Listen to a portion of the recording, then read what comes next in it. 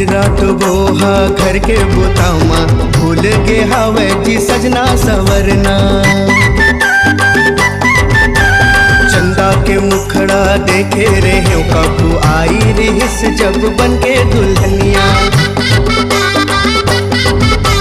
दिन रात बोहा घर के बुतामा, भूल गे हवे जी सजना सवरना। चंदा के मुखड़ा देखे रहे कबू आए रिहिस जब बन के दुल्हनिया। कोमल कलाई माँ चूरी पहिरा के, बेनी माँ कजरा होकर सजा के, पापा न संग माँ घुमाहू जी। मोर जानवर मोर जानवर